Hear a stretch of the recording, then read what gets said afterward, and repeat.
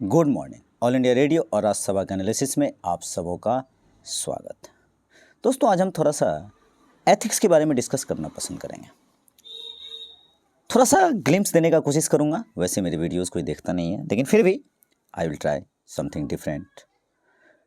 पहली बात, एथिक्स का कोई फाउंडेशन कोर्स नहीं होता। जब आपको एथिक्स पढ़ना है तो एग्ज़ाम के सेंटर ऑफ पॉइंट को दिमाग में रख कर पढ़ना है। Whatever you learn from ethics, undoubtedly, it will help you to answers in interview. But वो इंटरव्यू की बात इंटरव्यू में, अभी तो हमें ये देखना है what we have to very specifically be focusing. हमें specifically focus करना है how to use ethics paper in exam में किस तरह से एथिक्स पेपर को हम एग्जामिन करते हैं। तो फर्स्ट थिंग फर्स्ट, पहली चीज़, 120 से नीचे तो इस पेपर में आना ही नहीं चाहिए। टारगेट मिनिमम आपका होना चाहिए मिनिमम 120 का। दूसरा, if you generally see people with the political science background, अगर पॉलिटिकल साइंस बैकग्राउंड के पीपल को देखोगे तो he get more marks and better इन ऐसे पेपर में ऑल्सो हो जाता है। तो ऐसा नहीं है आप अगर पॉलिटिकल साइंस के नहीं भी हो तो ऐसा नहीं है आप नहीं लिख सकते हो, यू कैन ऑल्सो राइट। तो तीसरी बात कि जनरली जो जीएस पेपर 2 का ज्ञान अच्छा रखते हैं वो underline tones of ethics paper बहुत अच्छा करेंगे। तो चौथी बात जो है, this is again very very important to understand कि भाई एथिक्स का पेपर एक टेक्निकल पेपर नहीं है। जैसे पॉलिटी में आर्टिकल है, ये है, वो है, फलाना है, ढिमकाना है, बहुत सारी चीज़ें हैं। एथिक्स के पेपर को का एक समझ आपके पास होना चाहिए। अगर समझ है आपके पास तो इट्स टू मच ईजी,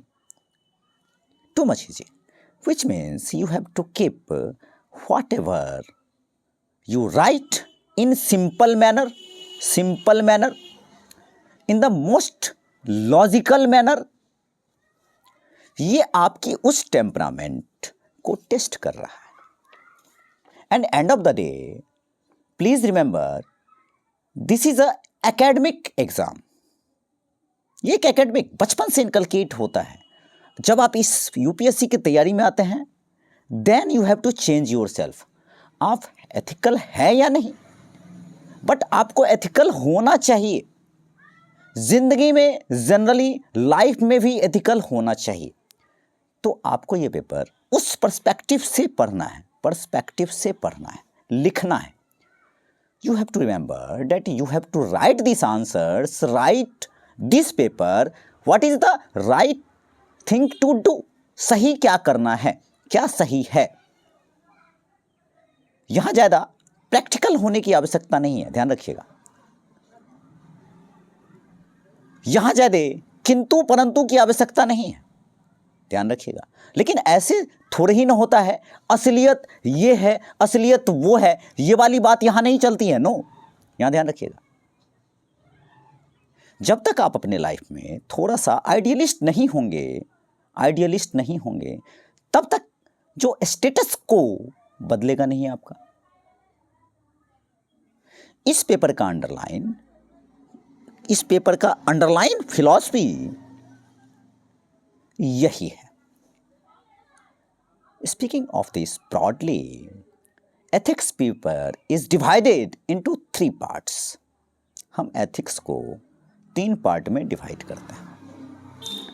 पहला पार्ट क्या है आपको समझना होगा कि first thing first, correlate with moral philosophy. दूसरा पार्ट क्या है, डील्स विथ द साइकोलॉजी। तीसरा पार्ट क्या है, डील्स विथ द गवर्नेंस। अब आप कहोगे हाई फाई इतना बड़ा बड़ा शब्द, फिलॉसफिकल, साइकोलॉजी, गवर्नेंस, धीरे धीरे आपकी समझ बढ़ेगी। इतना हाई फाई वर्ड कहां से आ गया, धीरे धीरे आपकी समझ बढ़ेगी। Keeping all of 3 these in your minds, minds, you have to use them in certain applications and certain case studies में also. तो ज़्यादा इसको कॉम्प्लिकेट नहीं करना है, कॉम्प्लिकेट करोगे तो मामला बिगड़ जाएगा. Let us take the ethics syllabus.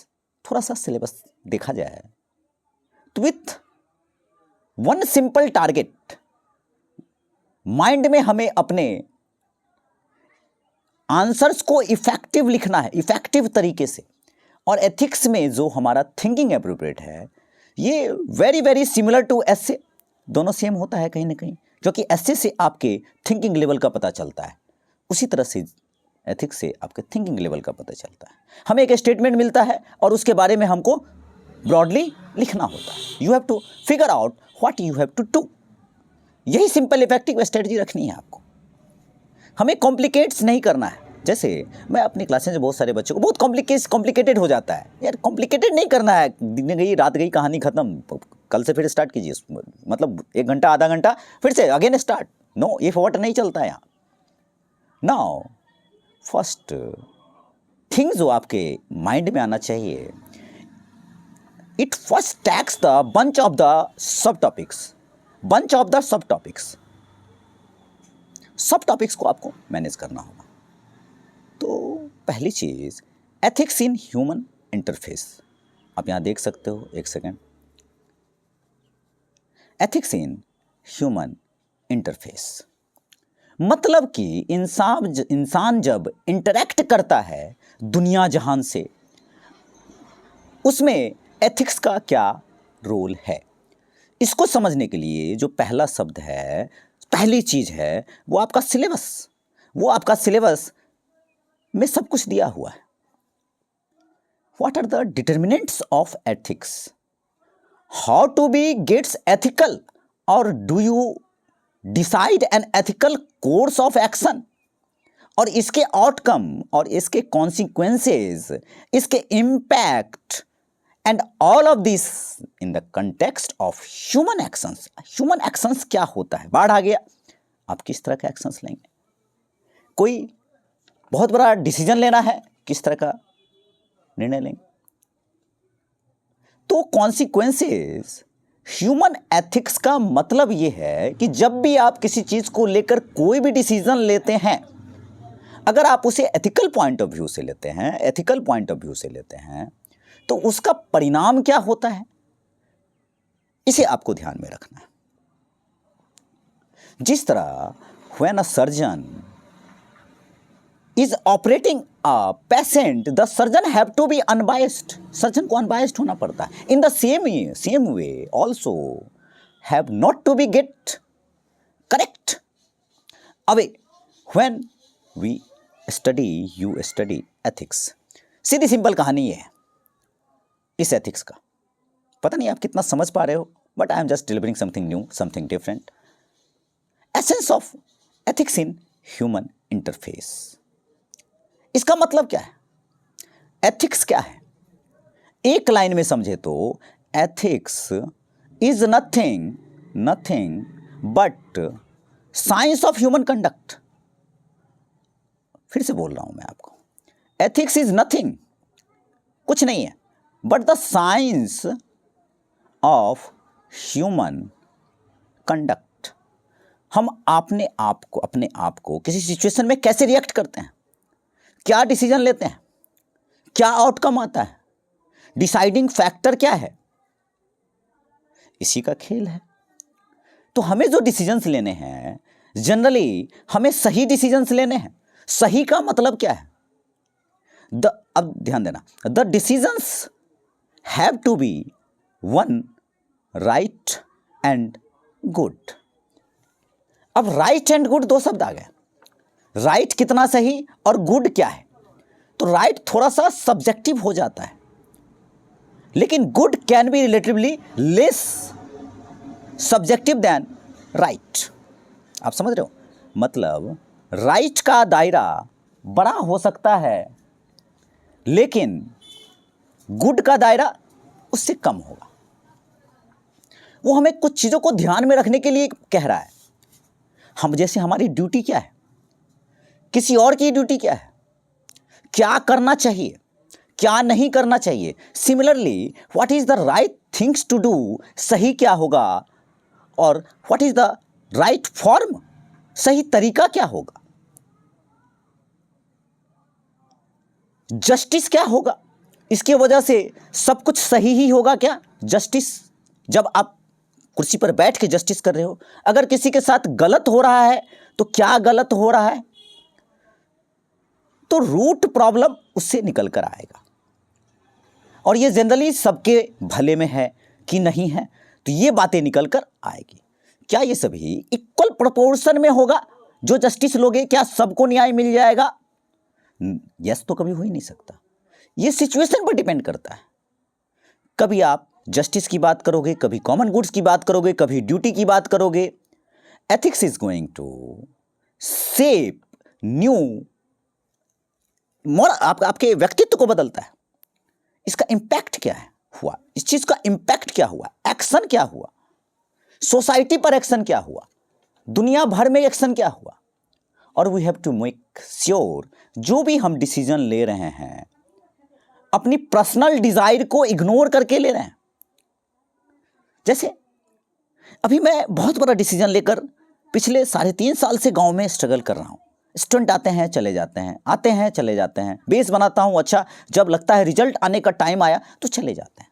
लेकिन फिर भी मैं अपने डिसीजन पे अटल हूं, नहीं एक दिन तो आएगा जिस दिन इस गांव का बहुत बड़ा रिफॉर्म होगा, चेंज आएगा। विल पावर, मोटिवेशन बहुत है, लेकिन इंप्लीमेंटेशन ग्राउंड पे बहुत टफ टास्क है। तो एथिक्स एक लाइन में यह हुआ नहीं हुआ कि हम अच्छा डिसीजन ले रहे हैं, वो किस बेसिस पर ले रहे हैं, किन चीजों से दूर हटकर ले रहे हैं। तो एथिक्स में हम क्या निर्णय लेते हैं, सर्च फॉर गुड, अच्छे की तलाश में है, तो आपके आंसर का फॉर्मेट इसी तरह का कुछ होगा। तो कुछ लेयर्स होंगे, उस लेयर्स को बनाकर आपको करना होगा। जैसे मैं 4 लेयर की बात करता हूं, जैसे अगर 4 थ्योरी की बात करें तो पहला क्लासिकल थिंकर।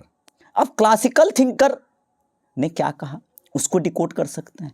कंटेम्पररी थिंकर ने क्या कहा, मतलब कंटेम्पररी थिंकर का मतलब होता है आज के दौर के थिंकर। तीसरा वेस्टर्न थिंकर ने क्या कहा, किसी भी चीज को लेके सही ये सही गलत। चौथा इंडियन थिंकर ने क्या कहा, ये ओवरलैप भी हो सकता है, इसका इससे ओवरलैप हो सकता है, जैसे प्लूटो का ओवरलैप हो सकता है किसी और थिंकर से, उसका थिंकर सुकरात का किसी और से हो सकता है, ये ओवरलैप हो सकता है। जैसे वो कहते हैं ना, जैसे मैं ही कुछ बता रहा हूं आपको, तो मैं भी तो कहीं से सीख कर बता रहा हूं, वो बुजुर्गों ने कहा था तो उसको जो है सो हम लोग अपना रहे हैं, तो सभी लोग सीखते हैं। तो ये 4 लेयर मैंने जो आपको बताया, classical thinker, contemporary thinker, western thinker और इंडियन थिंकर। और भी बहुत सारी चीज़ें होती हैं, लंबा लेक्चर लंबा हो जाएगा। दूसरा, मेरे कोई वीडियोज़ वैसे चलते नहीं हैं, देखते नहीं हैं, तो थोड़ा कोशिश किया आपको समथिंग न्यू डिफरेंट बताने का। आप जब स्टडी करो तो इस तरह से काम करो। आज के लिए इतना ही था। Thank you.